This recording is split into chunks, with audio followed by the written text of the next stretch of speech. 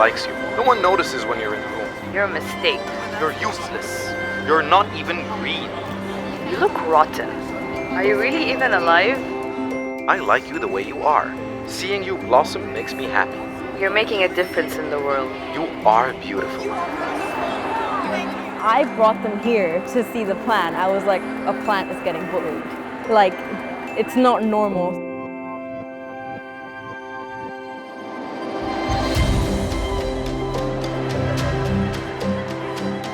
I think it's an excellent project.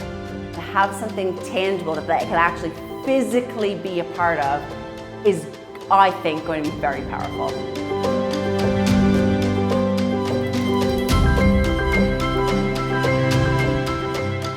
As the weeks passed, I started noticing that the one that was being bullied started kind of to droop. While the plant that was being complimented, it was flourishing and beautiful. It's raised the profile massively of different forms of bullying and the effects that bullying can have on people.